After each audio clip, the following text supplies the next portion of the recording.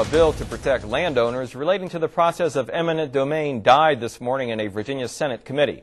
The bill would have provided that any restriction, change, or loss of access to or from property taken under the power of eminent domain to be considered as an element in assessing damages for the purposes of determining just compensation. The bill passed the House of Delegates with a 98-1 vote, but was killed in the Senate Finance Committee on a 10-3 vote this morning. And joining us now is the bill's sponsor, Delegate Ward Armstrong of Martinsville. Delegate, thanks for joining us. Bob, it's a pleasure to be with you today. Delegate Armstrong, give us an example of how this bill would have worked. Well, let's take a situation where we have mom and pop have a little restaurant along a road. They come through to widen the road. And whereas before the road was widened, they had nice in and out, easy access to their property, but after the road's widened, they put median strips in. It's hard to get in and out. And guess what? Mom and Dad are put out of business by VDOT.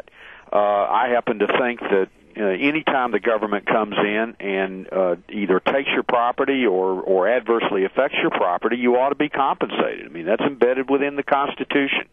And all my bill sought to do was make certain that anytime government comes in and takes your land or adversely affects your land, that they pay for it, plain and simple.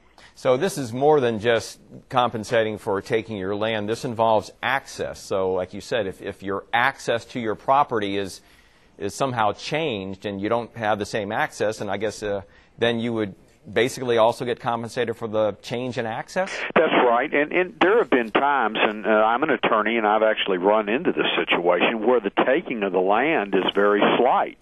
You know, that maybe they come in and take, a 1 or 2 foot strip of land, and, you get compensated a few $100s, but the real onerous action that's taken by the state or by VDOT is they restrict the public's ability for you to get to and from your property, and it can just destroy your business.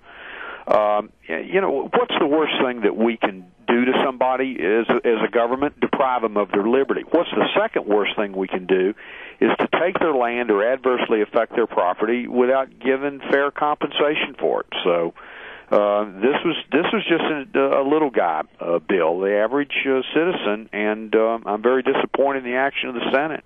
Well, what were the concerns of the Senate Finance Committee? Money. The VDOT came forward with a fiscal impact statement that indicated over the next 6 years this would cost the state $50 million. What that tells me is the state of Virginia is hanging on to $50 million that ought to be paid to landowners because their property's been adversely affected. It's not the state's money. Anymore, let's say that we came in to widen the road and we took your land and didn't pay you anything. The state would certainly save a lot of money doing that. But how fair would that be? And the answer is not fair at all. So clearly, I thought it was a common sense measure. Had the support of a lot of different groups: the Farm Bureau, National Federation of Independent Businesses, the Virginia Agribusiness Council. I'm a little mystified as to why the bill didn't receive a better reception, particularly after it just came out of the House with overwhelming support. Well, on the flip side, though, taking a 2-lane road where there's unlimited access to cross the line and go to a business on the other side, and making it a 3-lane highway, unless you put cut-throughs every 50 feet, there's got to be a change in access, and I could see where that might be expensive. Which is why that we let the state go ahead and do that. Sometimes the public necessity is such that the road has to be widened or the business has to be affected. I'm not saying stop progress.